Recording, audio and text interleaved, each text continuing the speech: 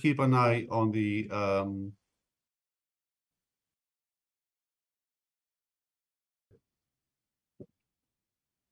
Hello, everyone from Athens, Greece. My name is Plamen Tonchev, and I'm head of the Asia unit of the Institute of International Economic Relations.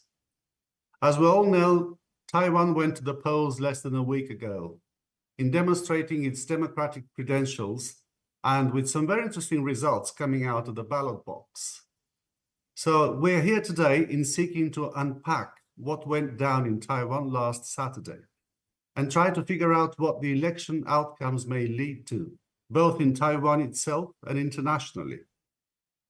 We are joined for this discussion by three excellent panelists, whom I'm happy to introduce to you right away.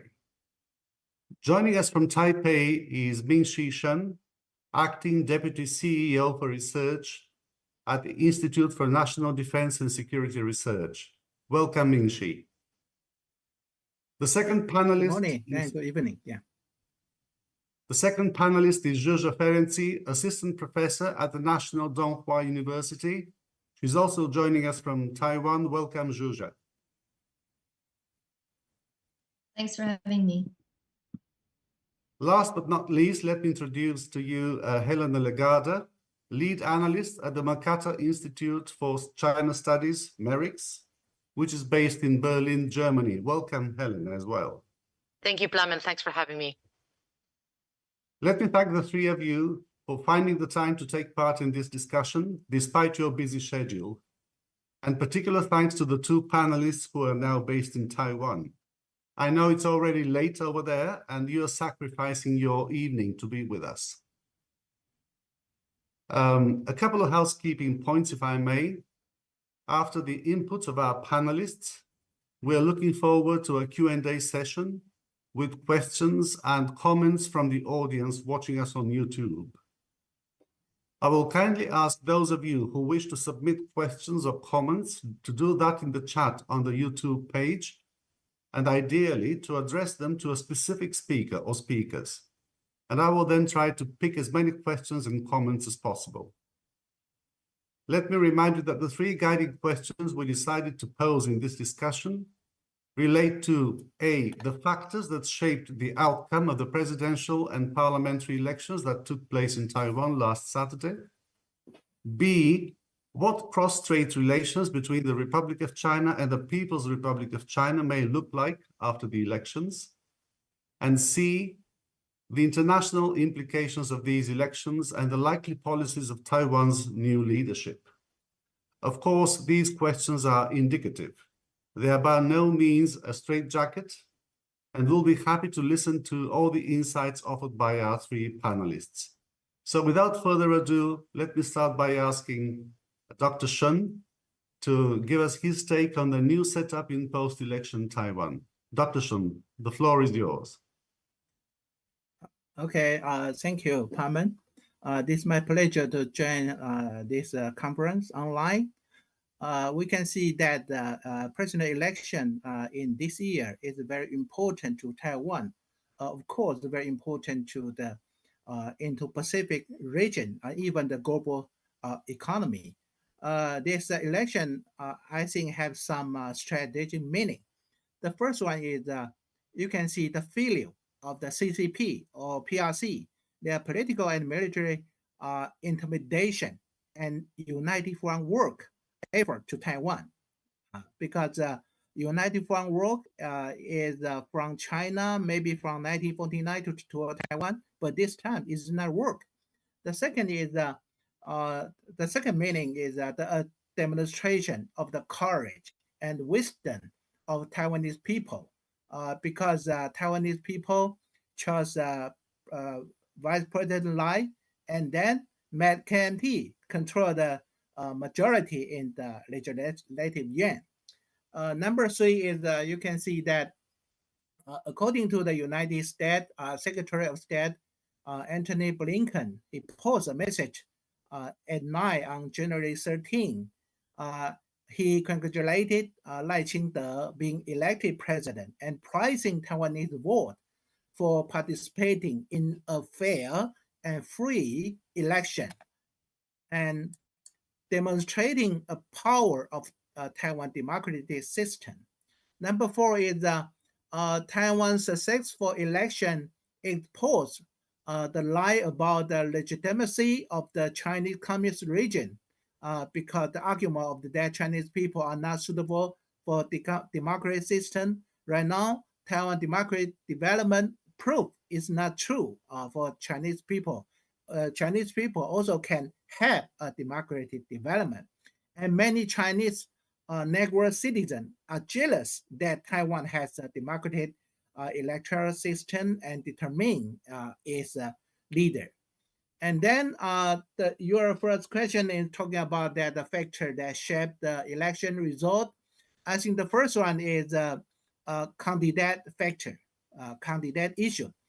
You can see that DPP candidate are obviously better than other party in terms of their condition and their knowledge, especially their experience in foreign affairs and national security.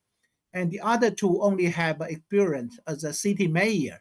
And the vice presidential candidate, KMT, Zhao Shaokang, is too experienced. Although he can stabilize dark blue vote to Hou Youyi, it also take away luster to the presidential candidate. And the TPP vice president, Wu Xinying, has very little political experience and no understanding of policy. So the rational medium voter can easily see their advantage and disadvantage. Number 2 is the China factor. Xi Jinping mentioned that China reunification of Taiwan in his New Year speech. And China proposed that the election be a choice between war and peace, which made Taiwanese voters dislike China's threat.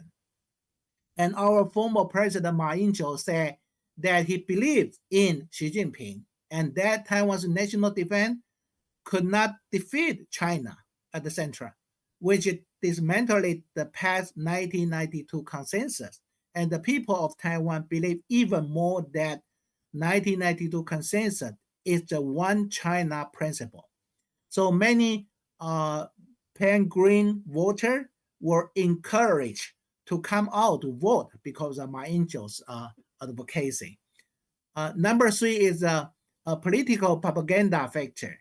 You can see that DPP's propaganda is obviously better than the other two parties, especially that 4-minute video on the road is more than 10 million people to see that video, which make Taiwanese cherish the achievement of President Tsai Ing-wen's policy and identify with the presidential candidate recommended by the Tsai Ing-wen, that Lai Ching-te. Although the strong competitive to become presidential candidate in 2019 because Lai Ching-te and Tsai Ing-wen competed to be the candidate in 2020 presidential election. They oppose each other, but Tsai Ing-wen invited Lai Ching-te to serve as a vice president of the government and cultivating their good understanding and were able to unite it and win the election. Number 4 is party unity factor. Although the DPP has many different factions like Xin Caoliu, like Zheng Guohui, but it can unite it when facing a strong competitor in major election. On the contrary, the KMT has been a state of fragmentation since the primary election after Terry Guo, Foxconn Terry Guo withdrew due to the pressure from the China. Both KMT and TPP knew that they would not win without integration. However, due to the party's own interest thinking, victories built up, and because of the preparation time was too short and the abandonment effect between KMT and TPP could not be caused. So the DPP was.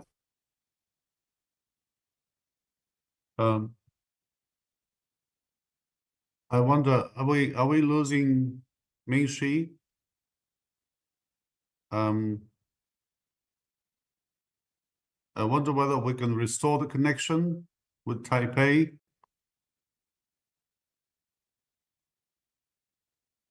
It's one of those things that could always happen in online discussions, unfortunately. Can I suggest that we then move to the next speaker, and of course we'll give Dr. Shun the chance to finish his presentation later on. Sure.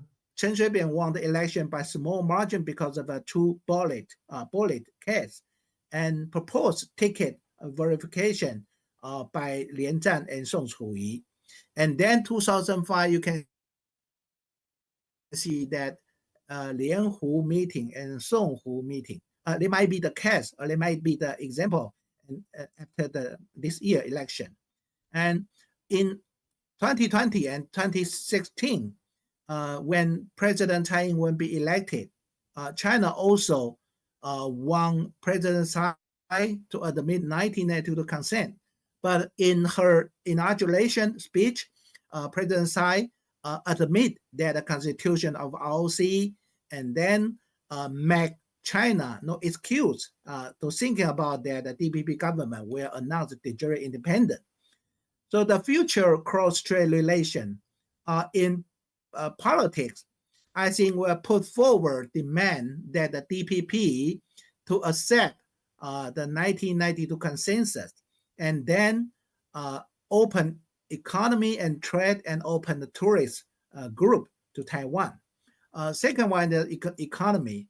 In according with the WTO and ECFA and the relevant mainland regulation, cross-strait economic and trade policy will be regulated, including the implementation of trade barrier investigation and suspension of carry, harvest, lease, tariff reduction, and other measures.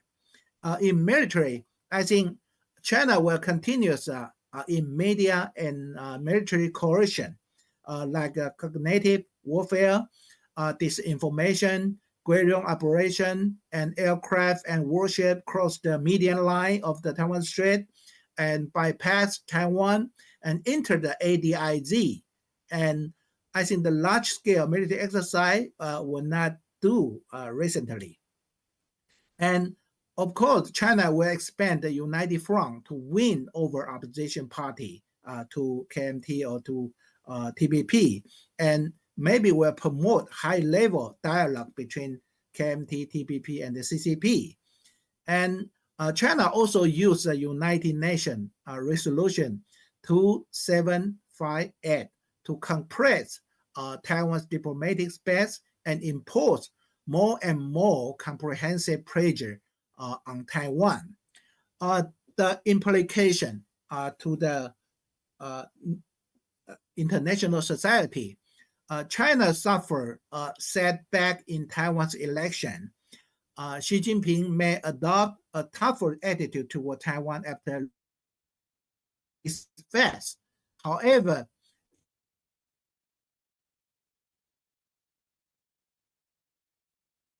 once again, looks like we're having technical glitches with the connection. I wonder whether we can wait for several moments. Launch a large-scale military exercise in the short term and social turmoil and corruption in the military. For example, the Taiwan democratic election by the United States, when many members of the U.S. Congress continue to visit Taiwan to express their support to Taiwan, China may express its protest in the form of small exercise or drill or display their military power. For such military action, Taiwan and the Democratic Alliance country should express their condemnation and emphasize that the importance of Taiwan's trade security and democracy development to the world. In addition, we must also accelerate the modernization and training of Taiwan's armament and military so that Taiwan can obtain weapons and commitment that can effectively deter China's military threat. Only by deterring the invasion war can peace can obtain the peace and stability across the Taiwan Strait and let the order and the peace be maintained. That's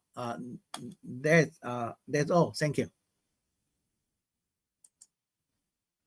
Thanks very much, Ming-Chi, for a comprehensive overview of tense relations between Taipei and Beijing. That's no news, of course. Despite some hiccups with the connection, we did manage to listen to your insights. Thanks very much again.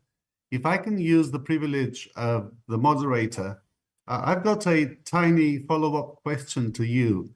Observers watching the elections in Taiwan have noted that, in fact, this time around, the electoral agenda, I mean, the public discussion, the debates before the elections were less China-oriented.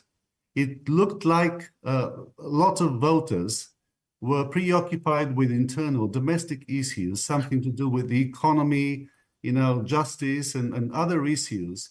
Is it your impression that this time around, despite pressure exerted by Beijing, China did not figure as prominently in the pre-election debates? Okay, so I respond you right now? Please, please. Yes, please.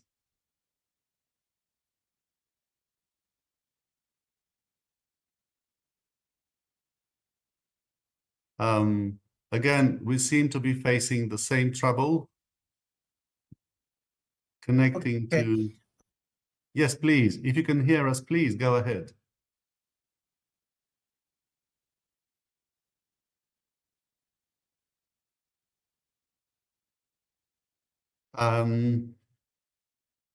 It looks like Ming-Chi has lost connection. Are you there? Can you hear me? Yes, please go ahead.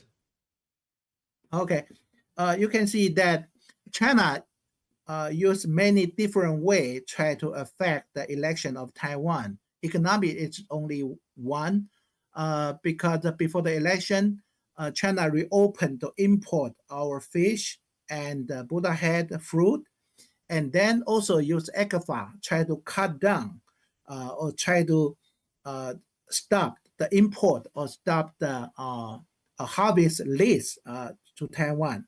And then you also can see that every day China send their fighter and ship enter the median line and ADIZ. So China also use the two-hand strategy.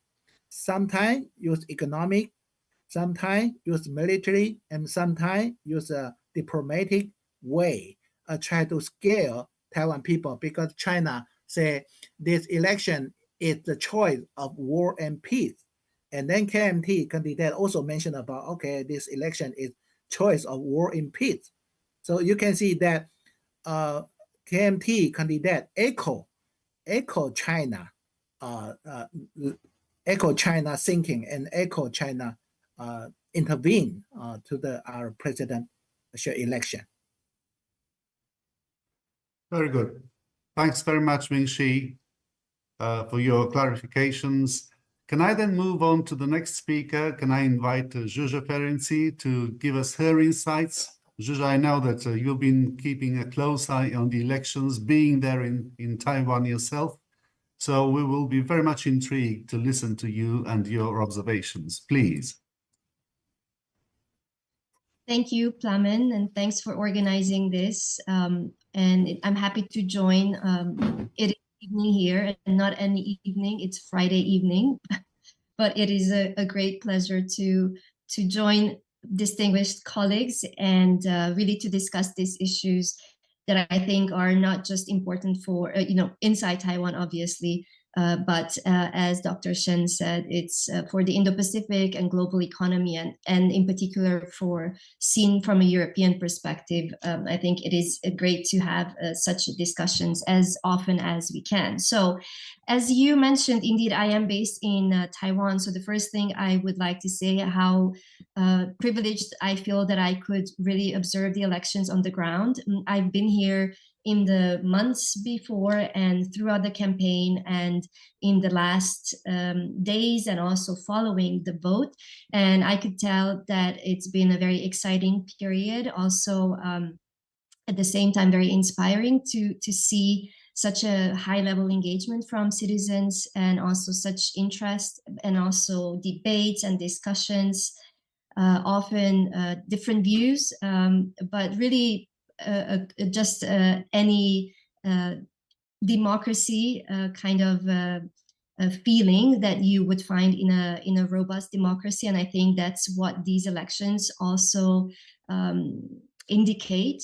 The process, the engagement, the transparency, and really the participation from citizens. So that's the first thing. Second, I think the fact that there were so many foreign journalists and observers on the ground, I think that's also another indication that there's high interest in Taiwan and there's a genuine interest in understanding Taiwan and the complexity and the complex relationship that Taiwan has with China, right? Because that's the only way that we can better understand what is happening in this context. And I think that's another very positive development going forward. And I believe that this is something that is not reversible. I think the level of attention will only increase.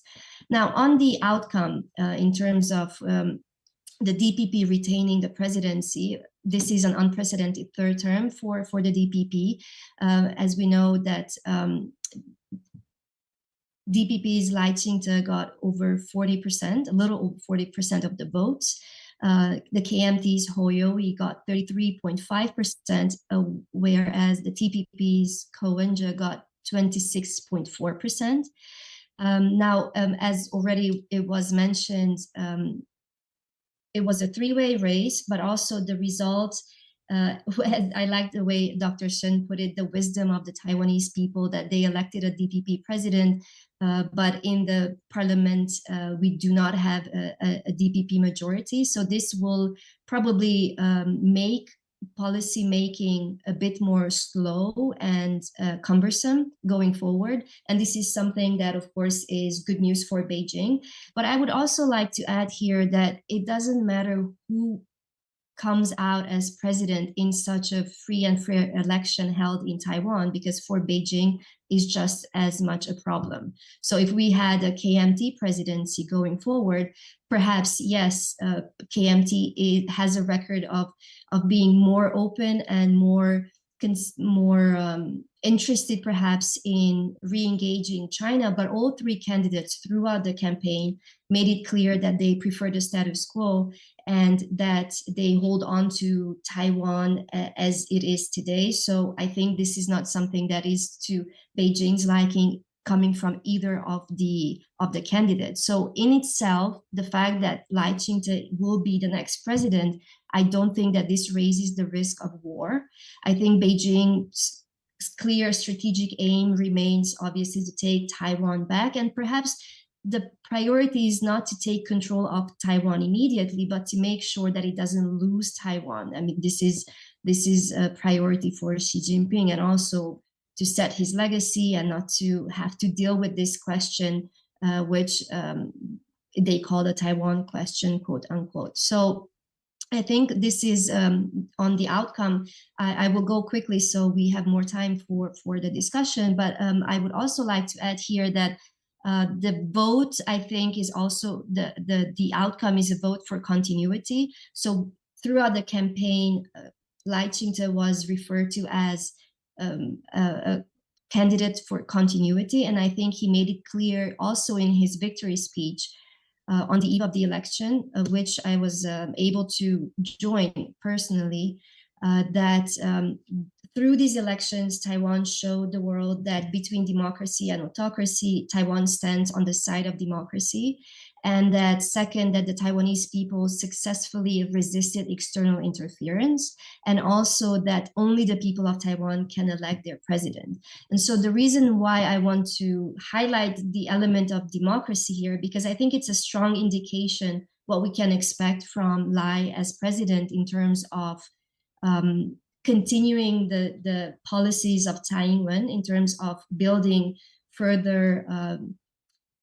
international partnerships for Taiwan. And this is something that is also important for Taiwan's self-perception, because we sit here talking about Taiwan, but I think Taiwan's self-perception is very important, where democracy is a core element to the Taiwanese identity. And I think that is something that there's not much disagreement between people, whether they vote blue, green, or white.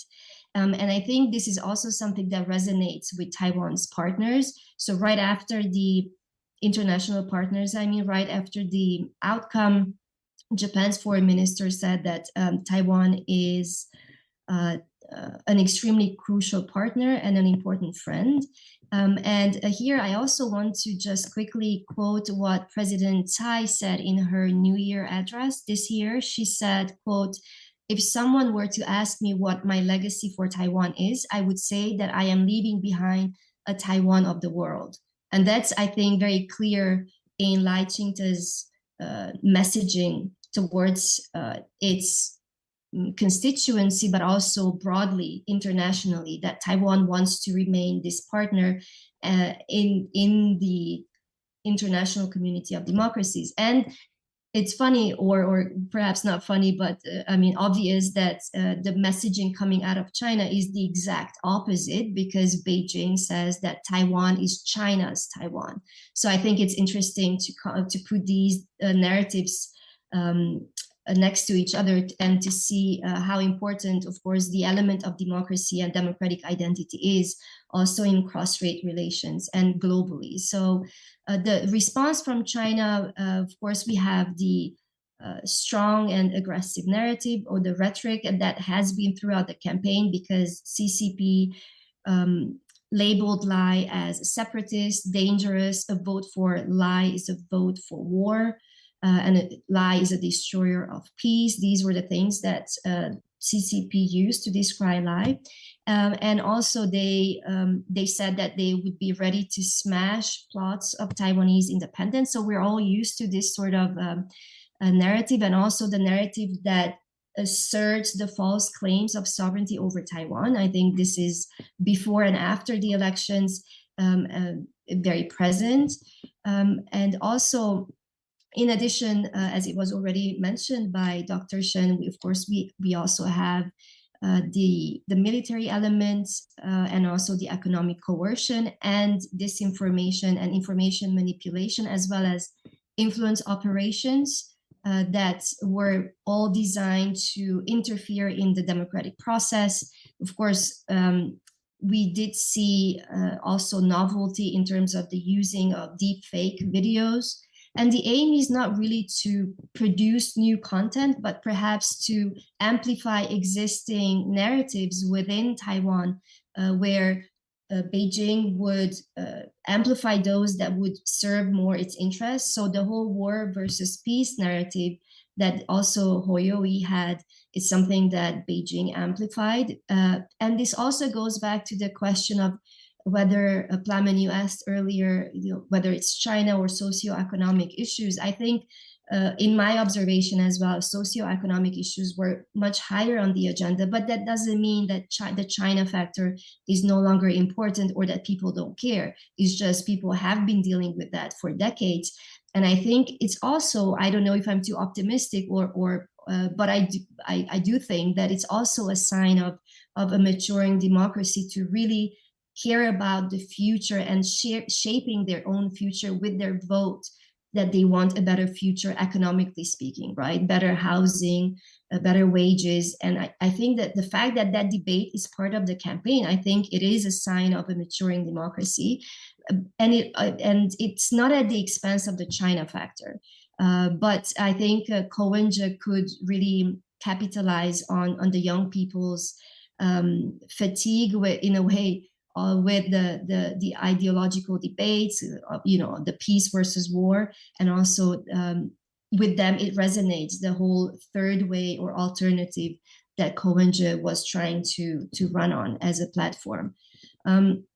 I think I have a few more minutes, so a few more things I would like to share in terms of the Chinese interference. So I mentioned the deep fake videos and the interference attempts, and I think that we can all expect to continue. But obviously, we all saw that just a day or two after the election outcome, the CCP poached another ally, a diplomatic ally, Nauru, from Taiwan, and this was number 10 that Beijing managed to flip since the DPP is in power since 2016.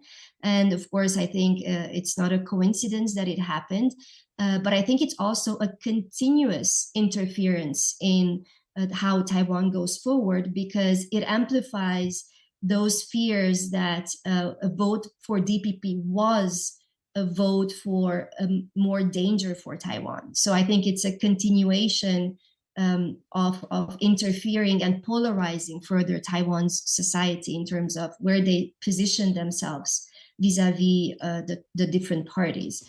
We also saw the military element. We saw joint air and sea patrols around Taiwan, which I think just this week they picked up, I think most in the first significant incursion since November. I think there were 24 planes and 5 Navy vessels on Wednesday to Thursday. And I think this element will also remain a part of the CCP's toolbox to continue to squeeze Taiwan's international space, to put pressure on Taiwan. I think they're also learning that they need to adapt their strategy so that it doesn't backfire. So I think throughout the campaign, there was perhaps an understanding that too much power over Taiwan would only help DPP voters, because it would make them see that there's a need for a DPP in control that can protect Taiwan. So I think we will have to see what happens between now in this transition period until really Lai Ching-te becomes the next president and he takes over power in May. So also on the last point on the influence operations, there are close to 200 local leaders in Taiwan that are being investigated for going to China on free or almost free trips, which happened before the elections as an attempt to influence their mindset, also to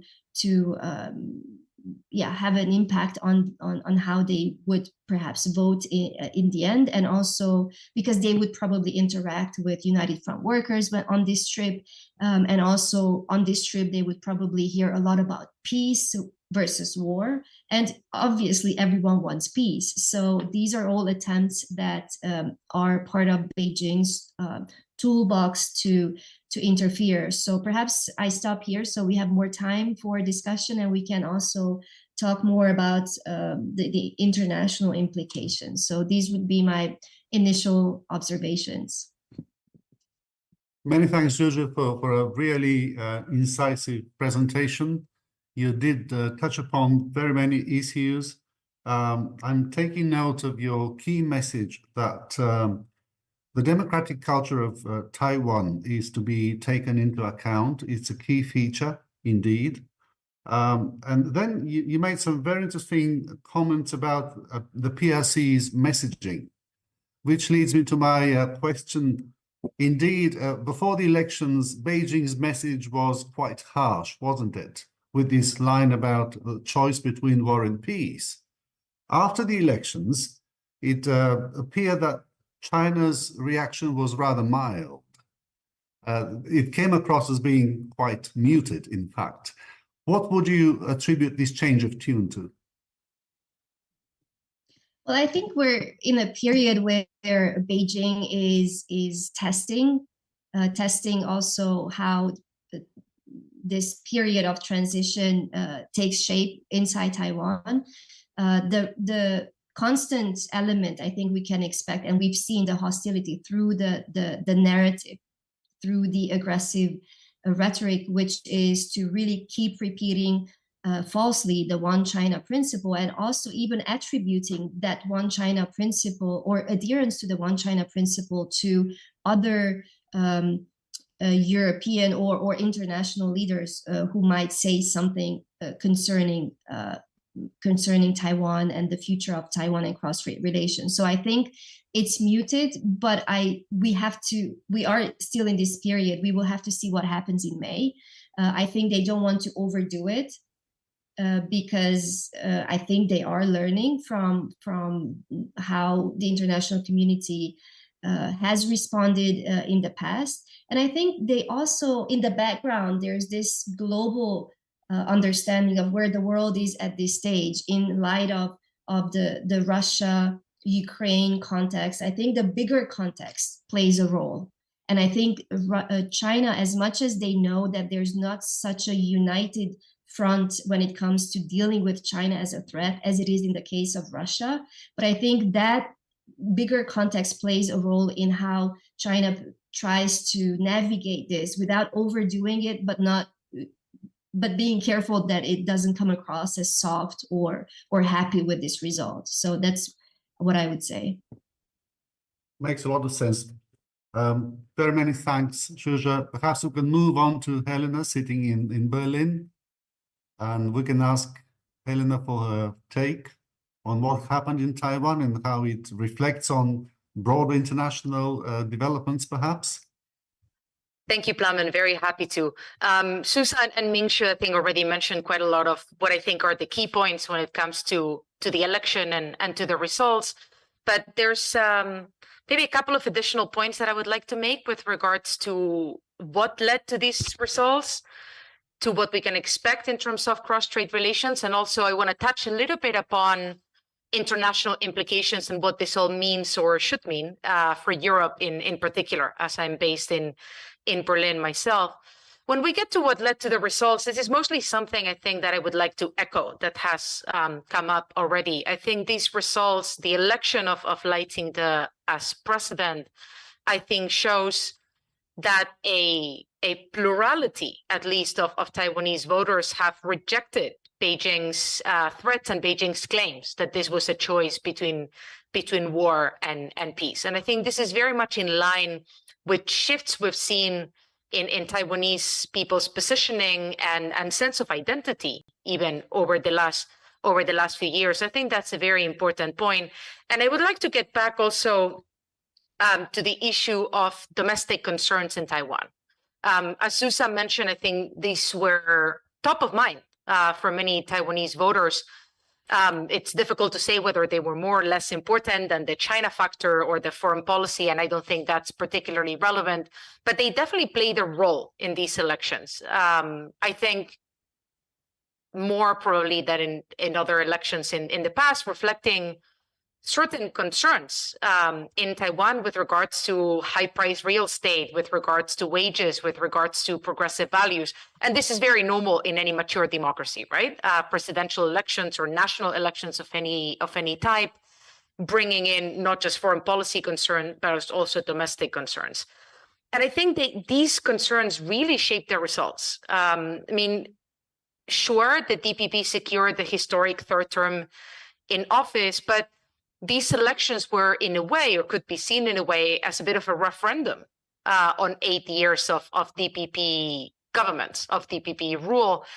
And from my perspective, the fact that Lai Ching-te won the presidency, but that the voters delivered a split parliament, a split legislative yuan, I think also shows that people, the voters, and in particular young people, are not entirely satisfied with how the DPP and the Taiwan government have handled many of these domestic concerns. So I think this was, in a way, maybe a little bit of a warning to the DPP to also spend some more focus and attention on domestic issues and concerns going forward. So I think that's something that we're going to have to watch going forward over the next 4 years. On the cross-strait relations aspect, so what can we expect? As you mentioned, Plamen, Beijing's rhetoric and narrative was quite aggressive in the run-up to the elections, and the reality is that Beijing had one clear preference when it came to the Taiwanese elections, which is that the DPP should not win. They tend to have a preference for the KMT, right? That's the party that they know, the party that in the past has been more open to more positive engagement with the PRC, but fundamentally for Beijing, for the Chinese leadership, a Lai Ching-te victory and a DPP victory was seen as the worst case scenario. Lai Ching-te, as Susan mentioned, has been labeled a separatist for quite some time, and his sort of joint ticket with Xiaobi Kim, former representative to the US, was labeled by state media as, quote unquote, the most dangerous combination. There was a lot of sort of threats floating around with regards to the fact that if he won the election, there would be more conflict in the Taiwan Strait, there could be war, etc. So given this, I think Beijing will be forced to react. It is true that the initial response rhetorically has been relatively muted, but I think we should expect more from Beijing, and we should expect greater tensions in the Taiwan Strait going forward. Some of this may wait until after May, when Lai Ching-te actually gets inaugurated, right? At the moment, Taiwan is still president in Taiwan. So it may take a little bit of time, but I think we can expect military drills to continue, if not to increase in frequency. We're going probably to see more instances of kind of gray zone activities and economic coercion. And in a way, we've already seen signals of this, right? We've already seen signals that Beijing will step up pressure on Taiwan. The first most obvious, not even 48 hours after the elections, the country of Nauru announced that it was switching recognition from Taiwan to the PRC. This is not an agreement that is finalized in 48 hours. This was certainly something that was concluded prior to the election and an announcement that both sides were sitting on and waiting on the results to see if they could time them for sort of maximum effect. And so they did.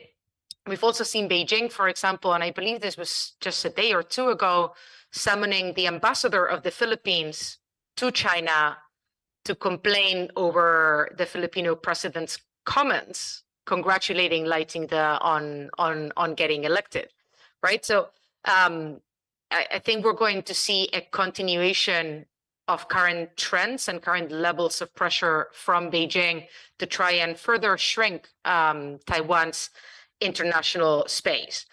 This, however, and this I really want to emphasize, doesn't mean a change of strategy or a change of approach on Beijing's side. I don't think we are seeing that, and this does not mean war. So despite all the rhetoric in the run-up to the election claiming that this was a choice between war and peace, I think that is not the reality. I think we're going to see Beijing sticking to current levels of pressure. And if we speak cross-strait relations, we also need to talk about the other side.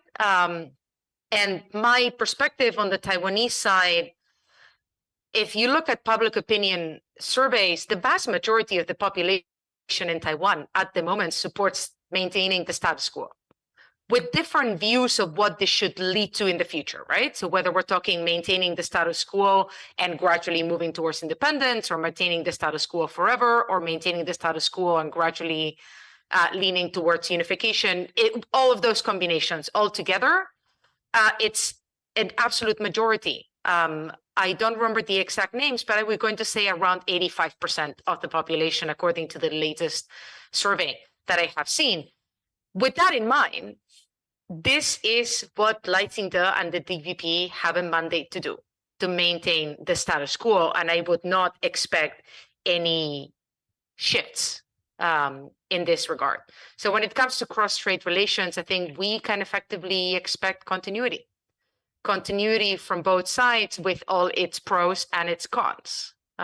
Its pros in the sense of we, to a certain extent, as the international community and also in Taiwan, know roughly what to expect, but with all its cons regarding the fact that, well, Beijing will continue amping up pressure on Taiwan, will continue trying to shrink Taiwan's international space, and will continue trying to isolate Taiwan as it pushes towards quote unquote reunification, which is its ultimate objective. So internationally, what does this mean? And I'll just make a quick point on this, and then I'll leave it there so we can get into the discussion. But speaking in particular about Europe, I think this means a couple of things. First of all, as we are going to continue seeing greater pressure from Beijing on Taiwan, I think Europe needs to start getting prepared and getting more comfortable with pushing back against that pressure and condemning certain actions by Beijing.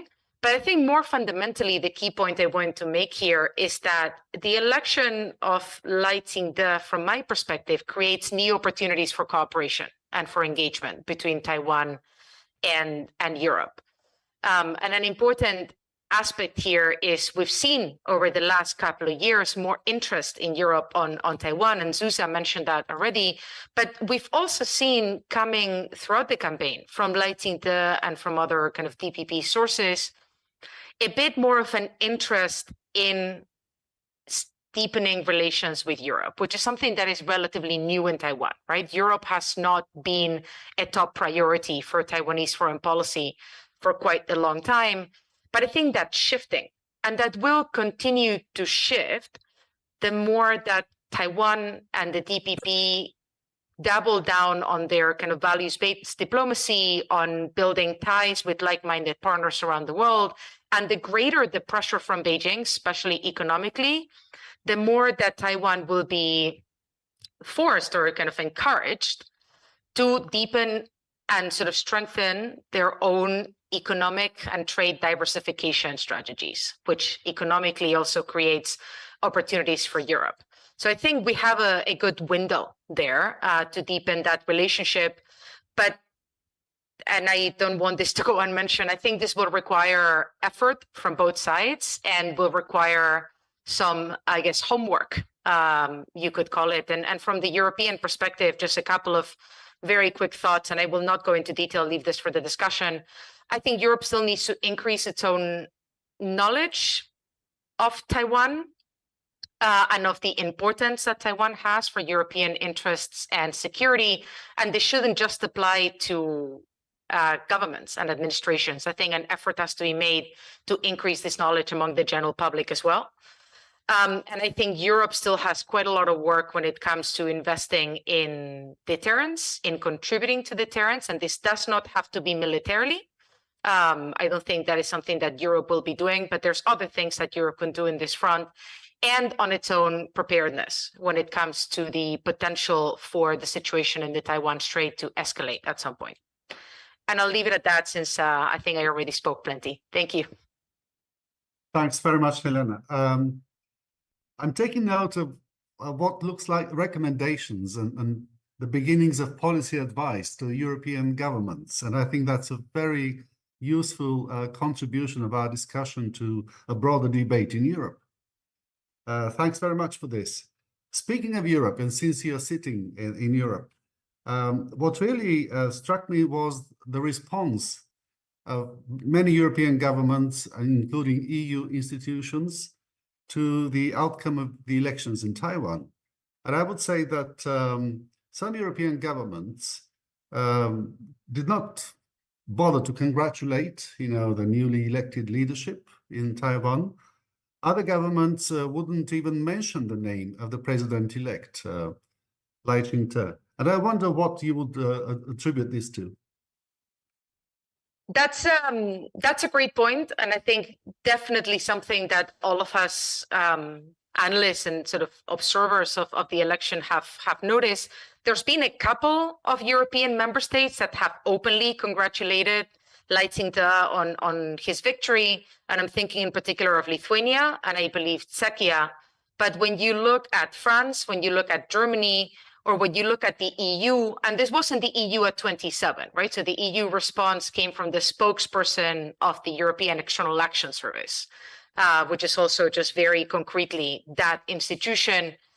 They were extremely vague reactions. The very short statements we got from all of them did not mention Lai Ching-te by name. They did not really mention what type of elections they were. So the word president or presidential weren't in the statements. And I think most of them just focused on congratulating Taiwanese voters on conducting a free and fair election. Some of these statements look potentially coordinated, in particular between France and Germany. my take on this is that there is probably a fair amount of concern among certain European member states with regards to potential Chinese retaliation or Chinese backlash, especially in the economic space.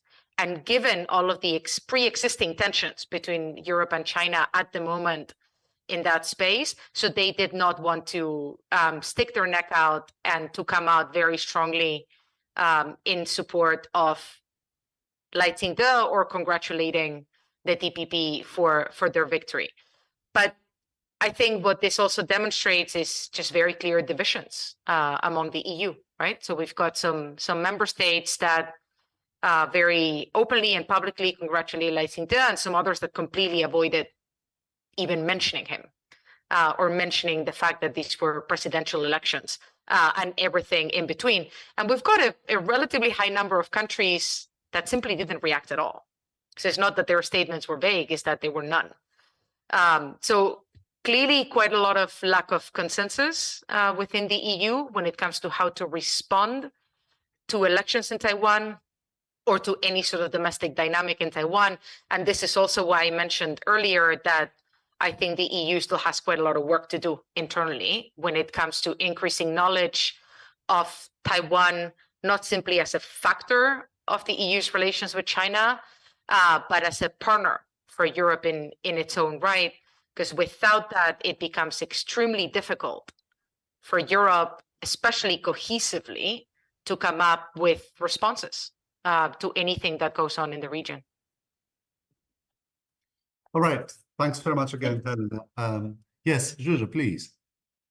Well, since it's always fun to have an interactive webinar as opposed to listening to the presenters give their observations, I just wanted to jump in on Helena's response to the different responses from the European countries. And I think there's nothing particularly surprising in that, because the two countries that are that have been in the past 3 to 4 years the most vocal supporters of Taiwan, the Lithuania, the Czech Republic, these would be the countries now that would openly congratulate by name the president-elect.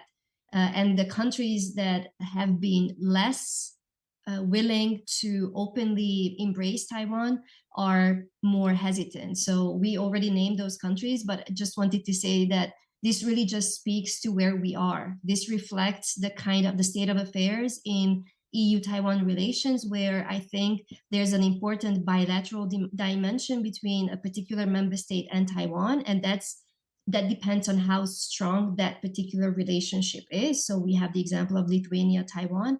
And then overall on the EU level, obviously we have a fragmented union. There is no consensus. There's not going to be a consensus anytime soon. I think we need to be very realistic, but we need to work with what we have. So just wanted to add that, and perhaps we can, add more elements to the whole European perception. Sure. Thanks very much, Julia, for some very pertinent points there. And in fact, I fully agree with you that we could have an interactive discussion.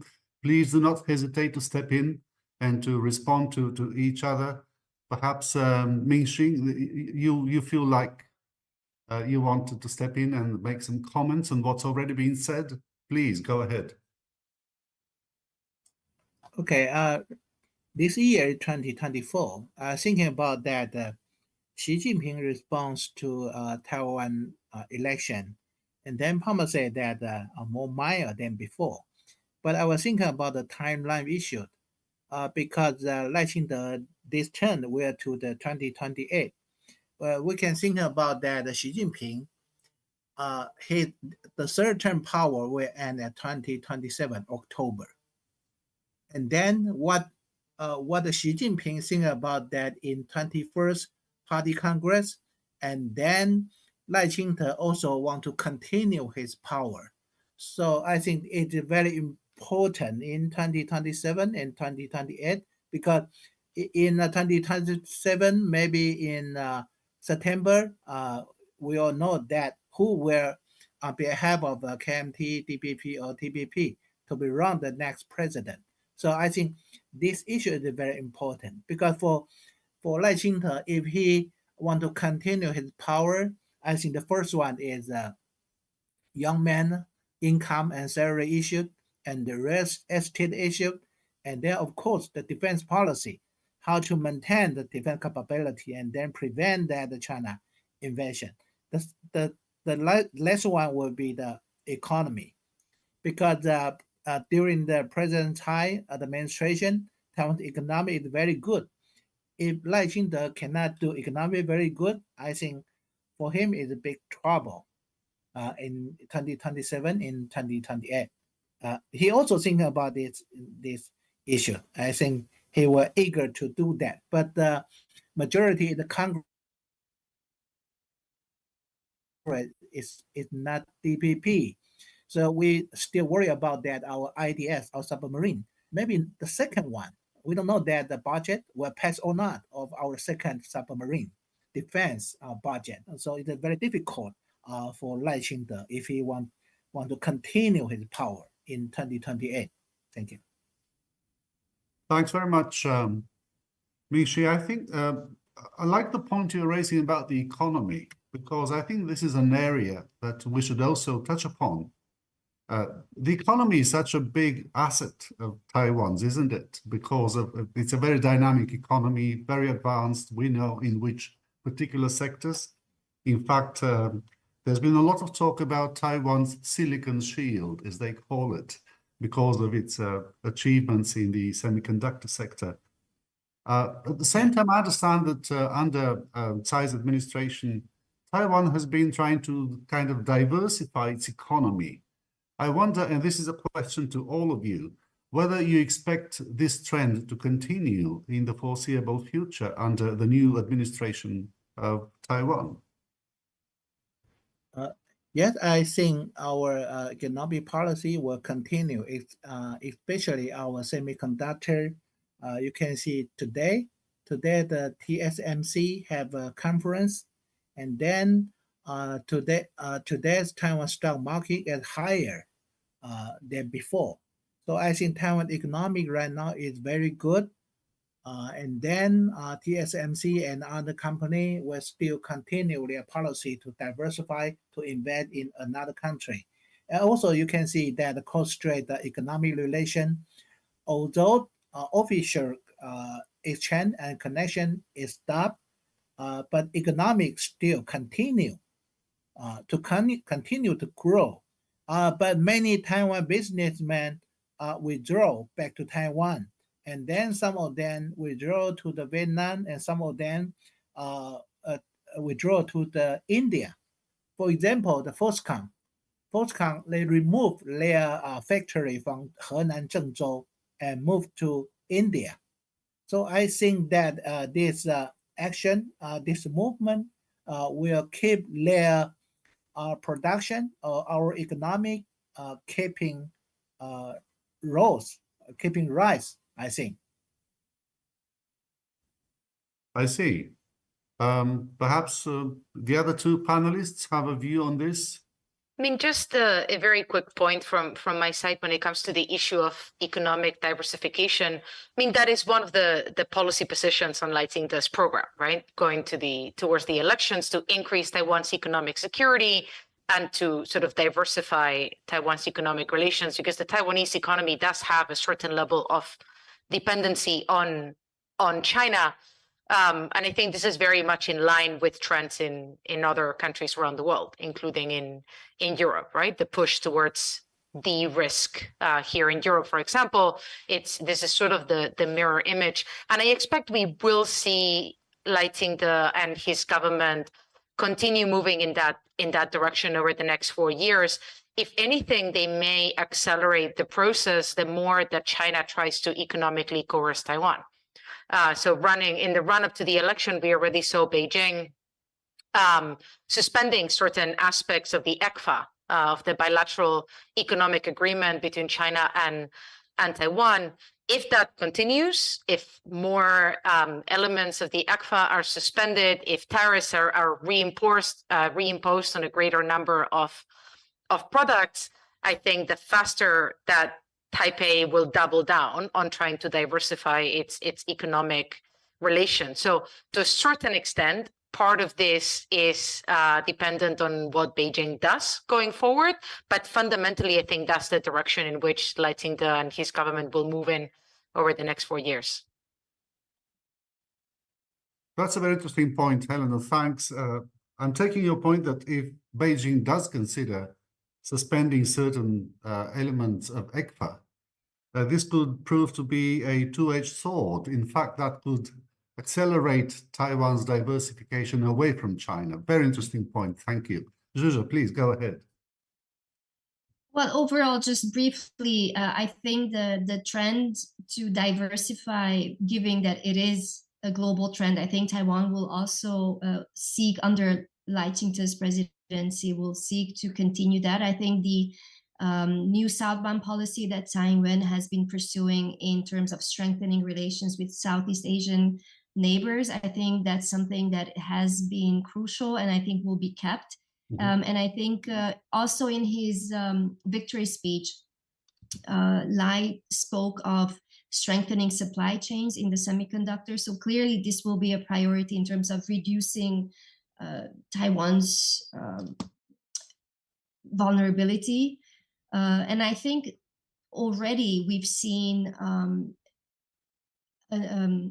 a decrease in cross-strait trade. So I think that those numbers have started to slowly go down. So from what I read, there is a fall from 40 to 35% in Taiwanese exports to China in 2023. This is also something that concerns Taiwanese investment in China. So I think up to a few years, it used to be at least 55% of Taiwanese export going to China. I think that number has been decreasing.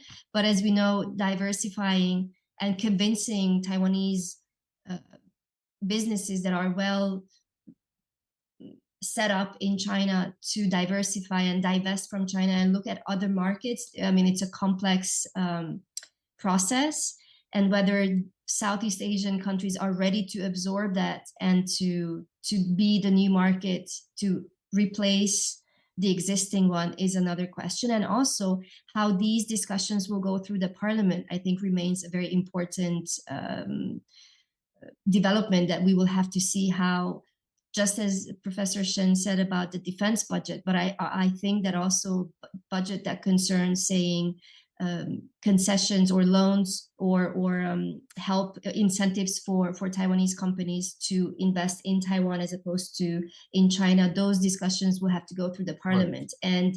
And we'll have to see how the parties will manage the negotiations.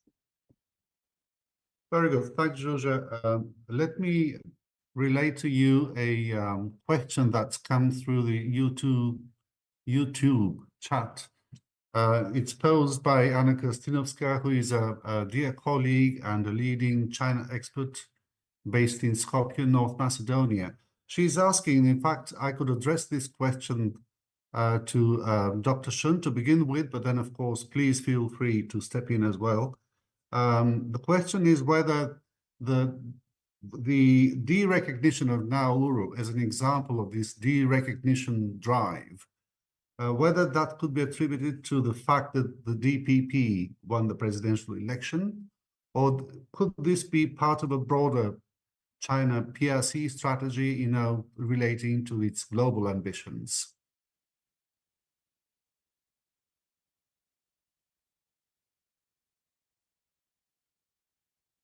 I'm afraid you're muted, Ming-Shi. Right. Yes, thank you. Okay, yeah. You mentioned about our diplomatic space shrink by the China. I think the main purpose for China is try to compress Taiwan's diplomatic space and punish Taiwan president, especially from 2016, because President Tsai Ing-wen not admit that the 1992 consensus, and then so punish Taiwan for not accepting the consensus. And you can see that President Tsai, her policy is full insist.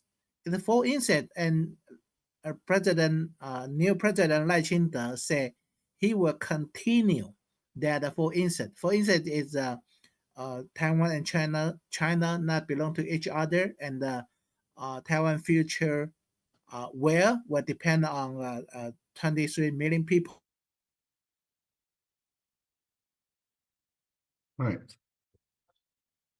Again, I'm afraid that we're having this very same problem. But And then I think China will continue to pump. You can see that the Noro Taiwan only right now only 12 formal diplomatic relation with other country. I think right now China has the main object would be the Vatican in Europe and Africa, Eswatini, and maybe in some country in the Caribbean Sea. But for Taiwan people, Noro is not very important because you can see when President Lai be elected, many country congratulations to the VP Lai, and this country don't have any diplomatic relation with Taiwan.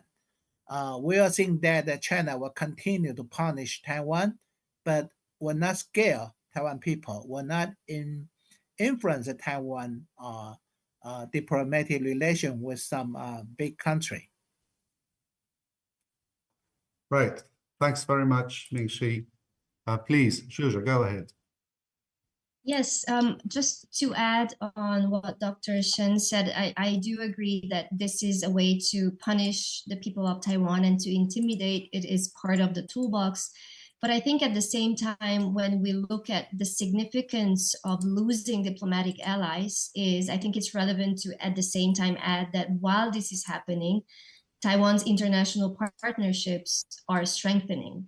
And I think in itself, that is something that is very relevant. But I think it's also not enough to just say that these partnerships are strengthening with Japan, clearly with India, also with some Southeast Asian countries, but the US obviously, but also Europe, but also to look at how exactly these partnerships bring value to Taiwan. And I think we can assess that by looking at how these countries that are more ready to embrace Taiwan, to what extent they're not happy, but ready to push back against China. I think this is something that Helena also mentioned in terms of Europe's pushing back, because just having statements of support for Taiwan in itself, I think it's not the value, but to really assess the extent to which they are ready to push back. And I think Europe, speaking as a European based in Taiwan, I think I noticed an increasing interest and willingness to assert Europe's own freedom and right to engage Taiwan without taking a position on Taiwan's international status, while recognizing the PRC as the sole legal government of China. This is our one China policy. And I think asserting this goes beyond or actually reflects the value of why it is important for Taiwan to talk about Taiwan's strengthening international partnerships at the same time as we acknowledge that Taiwan is losing diplomatic allies. So I'm just putting these two at the same level without them having the same weight, but being relevant in the discussion. Sure, a very interesting point. Thank you, Zhu, for this. Helena, you want to chip in on this? Nothing much to add, but maybe just a quick point to say that I believe that this push by China, as was also mentioned by Ming-Shi, it's part of the overall strategy, right? To isolate Taiwan and to reduce Taiwan's international space. So I think regardless of who's in power in Taiwan, the approach would continue. It is, however, true that they would probably move faster on this with a DPP government that they dislike than they would with a KMT government, simply because I think with a KMT government, they would at least give them a little bit of time in terms of giving them the benefit of the doubt. I don't think a KMT government, as was mentioned earlier, would have actually changed Taiwan's policy on cross-strait relations very drastically, especially in the long run. But I think Beijing may have given me, again, a little bit the benefit of the doubt and a bit more time. And if we look historically at when China has poached Taiwan's diplomatic allies, I think we do see that during DPP administrations, they sort of moved faster. They sort of dedicated more resources and effort to this. But I don't think we can say that this is simply related to the DPP. I think this is part of a broader strategy that also predates Xi Jinping. So I don't think this is linked to individual people on either side of the strait. All right, thank you. Now, with the risk of, making this discussion explode, may I come up with a very provocative question? We know what the milestones down the line. There's February the 1st, when the Speaker of the the Legislative of the UN will be elected. There's the 20th of May, when the President-elect will be sworn in. But further down the line, we've got the presidential elections in the United States coming up next November. I wonder whether it's too early to fantasize a bit about the relations between the PRC, Taiwan, and the United States later this year, depending on the outcome of a very important presidential election in the States. Here's a toughie for you. Who would volunteer or venture? Okay, I try to talk about that relation among the United States, China, and Taiwan. You can see this time the election, China used many ways try to intervene the Taiwan election, but United States government try keep balance among three parties. I'm afraid. And then maybe they like to that, but they cannot do anything to show that United States government is not fair to different party candidate. But I think they like the Lai Ching to be elected because KMT there's constellation policy. You can see KMT very confirmed to accept 1992 consent. And just Sousa said, President Tsai Ing-wen's speech in the new year, he said right now, if you accept the 1992 consensus, means that you accept the one China principle. You accept one China principle, it means that you accept that one country, two system. So right now, Taiwan people already know that this three-step strategy. And then United States also don't want that Taiwan go too close to China. But you can see that Biden administration and the Congress give Taiwan many support, including the military assistance. And then Taiwan also buy some weapon system from United States. So you can see that United States right now, because he used many pushback or some policy and make China economic is worse than before. And then why China try to solve the tension between United States and China, because it's isolated in international society, because its economic situation very worse. So depend on this factor. So right now, why Xi Jinping reaction to the President Lai is more mild than before.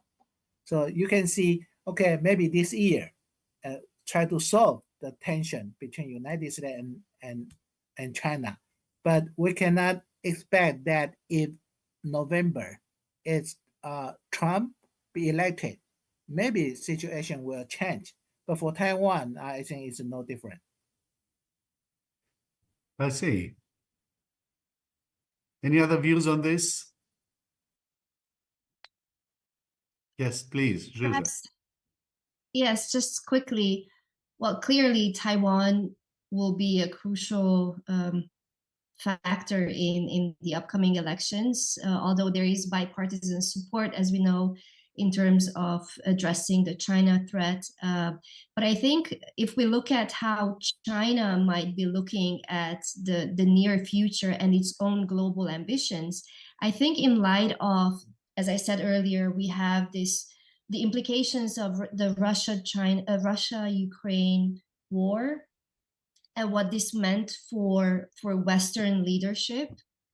I think there is an opportunity for Beijing to use this moment to kind of double down on its efforts to increase its influence in those countries that are on the fence and are no longer so convinced by Western leadership. So this is the whole global South conversation, and I think we see Beijing really doubling down on its initiatives, not just the Belt and Road Initiative, but the global security, the global development, the global civilization initiatives. These are all there to serve China's efforts to really increase and use this opportunity to strengthen its influence. So I think it would, I mean, rationally speaking, would make sense for China to try to balance things with the US so that it can actually go forward with its global ambitions, because ruining this moment would, I think, shed a really bad light on China. And I think it's a very fragile moment because a lot of countries are on the fence, and I think it's not easy for Beijing to convince who's got a better alternative. So I think we need, again, as I said earlier, I think we need to really look at the big picture. And I think all these elements are part of Beijing's calculations going forward, also in light of US-China relations. Right. Thanks very much, Zhuzhe. Can I jump in here, Plamen? Please, by all means. An additional thought on this topic. I mean, I think one of the developments we've seen in China, in Beijing over the last few years, is that the Chinese leadership seems to increasingly look at the world through the lens of its own strategic competition with the United States. The US is becoming, in a way, the benchmark for action. So how Beijing reacts to international environments or how it does foreign policy very often is framed in terms of what does this mean for our competition with the US? Does it help it or does it hurt it? We've seen this at play in China's response, for example, to Russia's war against Ukraine. We've seen it at play in Israel, in the Israel-Hamas conflict that's still going on. So I think it's important to keep this in mind, because fundamentally how China views the US, how China views the US-China balance of power in the region, I think will play an important role in shaping Beijing's approach to Taiwan and to cross-trade relations. So with that being said, sort of that in the background, the US elections in November of this year, of course, I think will be fundamental. We'll be watching them closely, and I think it's quite clear that Beijing will too. My expectation is that throughout this year, we will see few changes, either from Beijing's side or from Washington's side when it comes to relations with Taiwan or with each other. I think there'll be an attempt to keep things steady as much as possible. And I think from Beijing's perspective, this also has got to do with them waiting and seeing what happens after the elections. After the elections, I think that's a whole other story. And I think we will enter into a period of uncertainty in a way. I mean, first of all, we still don't know who the candidates are going to be from either party in the US. It seems like Biden and Trump are the likely ones, but even that is not confirmed yet, right? So it's very early days. But assuming that we're looking at a Biden versus Trump election in November, I think another term for President Biden would probably imply continuation in the same way that the victory by Lai Ching-te has implied continuation from Taiwan's side. A victory by Trump, on the other hand, I think is the one that could increase uncertainty and volatility, both in the Taiwan Strait, but also in terms of US-China relations. And I find it extremely difficult to predict what form or what shape this could take concretely, precisely because from past experience under the Trump administration, this can be quite unpredictable. So it's quite hard to say. I think what can be said is that we are likely to continue seeing competition with China if Trump wins. But I'm a bit unsure at this stage, without knowing a bit more about who will be in the administration, et cetera, what that will do to relations with Taiwan or to cross-trade ties. But I think post-elections, we will definitely enter into a bit more of an uncertain and volatile period. I think that I would feel comfortable saying at this point. Thanks very much, Helena. I told you that this was meant to be a provocative $1 trillion question. Who could possibly say anything about the presidential elections in the States? But they are there, and we know that that will determine a lot of, developments on a global scale, including, of course, cross-strait relations between Taipei and Beijing. We are drawing close to the end of our discussion, so if I can come up with a, what shall I say, a question to all of you, and then take 2 to 3 minutes to please offer your insights. But I've been thinking about, the change of, the change of balance between Taipei and Beijing, because if you look at it, Beijing is not happy with this unprecedented consecutive third mandate of the DPP. The DPP may not be happy with the fact that the president-elect will have curtailed powers with, a lot of opposition legislators in the legislative yuan. There will be this constant bickering between the executive and the legislature. We know that. It won't be a walk in the park for President Lai, for sure. But then, as was very rightly pointed out, this may be a measure of an illustration of the checks and balances, of the political system in Taiwan. So I wonder whether there's a need for a rethink, both in Beijing and in Taipei, about the relations between the People's Republic of China and the Republic of China. Do you think that such a recalibration of fundamental policies might be needed, and whether it is being debated in Taipei and Beijing?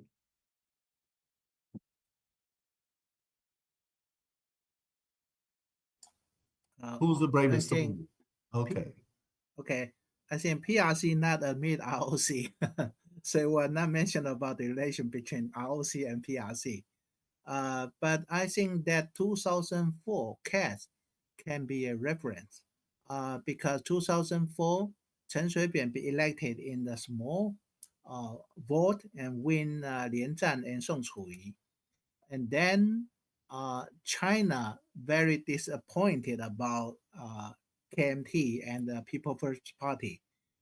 And because of the Chen Shui-bian corruption, so there's the so-called Red Shirt Army demonstration on the street in Taipei.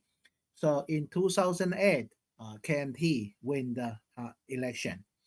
I think for China right now, they're also thinking about how to make KMT and TPP integrated and prepare to the next election.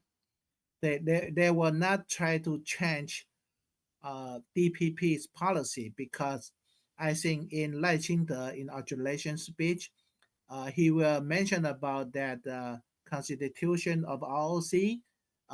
He also mentioned about the cross-strait regulation. It means that he admit one China, not one China principle, one China, because of the constitution. But the PRC will not allow. Okay, it's okay because you mentioned about the constitution or ROC. China also try to make trouble to Lai Ching-te and make Lai Ching-te will not be elected in next term. So will be two-way, make trouble and let Lai Ching-te don't have any achievement during the 4 years. The second is how to integrate the opposition party, two party, and unite it together and win the next election. All right, thank you. I would say, so I will leave the analysis on domestic Taiwanese debates to Susan and to Ming-Shi, but from Beijing's perspective, I think at the moment we're not seeing much of a rethink So just a couple of days ago, for instance, a speech by Xi Jinping on the work and activities of the United Front Work Department was published in the party's theoretical journal, Intuiture. This speech he gave in 2022, I believe, so a year and a half-ish ago. And I don't think that the timing of the release of this speech was accidental. This speech does contain a couple of paragraphs on work that they want to do in Hong Kong, in Macau, and in Taiwan, and you still see much of the same, right? And Ming-Shu was mentioning some of these general lines, but the objective is effectively to isolate separatist forces, i.e. the DPP, and to try to strengthen patriotic forces within Taiwan to try and win the hearts and minds of the Taiwanese people so that they support, quote unquote, reunification. That remains the approach. And I believe this speech was released in a way to signal precisely that nothing has shifted, that Beijing is not going to turn to force, that they are still going to try to pursue this. I do believe, however, that the situation in Taiwan has changed. Today's KMT is not Ma Ying-jeou's KMT, and a large reason behind that is the fact that, as we were discussing earlier, Taiwanese public opinion has shifted. They've shifted in terms of how they view their own identity. They've shifted in terms of how they approach cross-strait relations. And in a democracy, parties shift with that. Right? So part of this is just due to public opinion. Part of it is a generational shift. Regardless, I think today's KMT is quite different from what it was. And it seems to me like Beijing is still holding on to hope that if they can only get the KMT into power, they will be able to go back to that very positive relationship of engagement that they had a few years back. And my concern here is that even if the KMT had won earlier this week, or even if they win the next elections, that eventually Beijing's hopes are going to be dashed. Because I do not think there's a way right now in which the Taiwanese public would support a return to that approach to cross-strait relations that the Ma Ying-jeou administration had, for instance. So I don't see much of a sign of a rethink in Beijing, at least publicly, right? We don't know what's happening behind the scenes. But I do think one is probably going to be needed at some point in the future, or we risk Beijing becoming rapidly disappointed and potentially lashing out. And I think that's quite dangerous because there seems to be a bit of a mismatch between how Beijing is looking at Taiwan and the Taiwanese public and the reality. And this is not new, but the more that the Taiwanese opinion diverges from what Beijing has in mind, I think the bigger the gap becomes, I think the more that we should be concerned about it. Thank you, Helena. Yes, I mean, I really like your question, and I think we could have almost started this whole conversation, this whole webinar with that question, because it really makes us think to evaluate where the two sides stand in their internal thinking and their global outlook. So I think, I do agree that I don't see much of a rethink in Beijing because it's very clear that there is no compromise for Beijing on Taiwan. So there is no room for rethinking, but there is room for adapting its tactics and techniques to reach that goal. So I think there's flexibility there. They're learning from their ways of dealing with Taiwan, and also the responses the international community has presented. And also they are testing. I mean, Taiwan is a testing ground in terms of the hybrid aggression. I think that's a very important point going forward for China's global ambitions. And one word on Taipei or Taiwan's rethink. I think there is already a rethink ongoing, which I think started to strengthen as the global perception of Taiwan started to change 3-4 years ago. And I take that back to COVID. Suddenly with Taiwan's management of and handling COVID in such a successful way that put Taiwan more on the international agenda, and I think they capitalized on that. Then they capitalized on how they could get involved in democratic resistance to Russian aggression by helping European countries, helping Ukraine. And I think all of these put Taiwan much higher and elevated Taiwan on the international agenda. So the rethink is to capitalize on this and to use this going forward in strengthening Taiwan's international partnerships. I think that's where Taiwan sees hope for itself and for its own existence, so that there is a pushback against Beijing's coercion, because, and bottom line is that Taiwan's problems and cross-strait ties are not an internal discussion. This is really a global problem. And I think that rethink has started. And I think we are, in terms of democratic coalition building, I think that is going forward. But then there's always a lot of uncertainty, obviously, how Beijing will deal with this. So that's both a positive, but perhaps a realistic input on my end.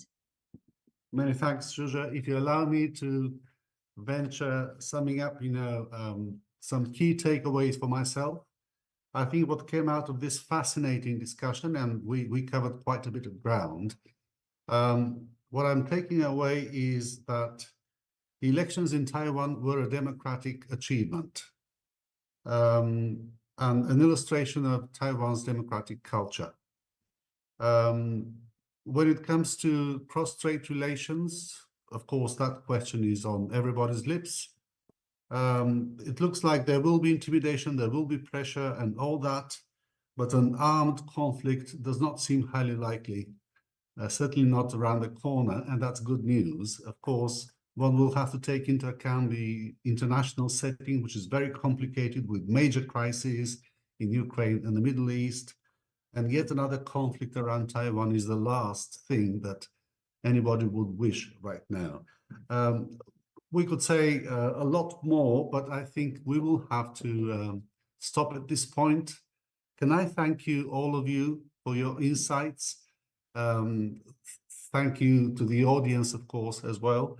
But I think that, first of all, I should thank the panelists who are in Taipei. It's already late into the evening. We should say good night to you. Have a nice afternoon to those in Europe, and perhaps have a nice day to those in the States. But thank you very much for the pleasure of having you on board. Thanks very much.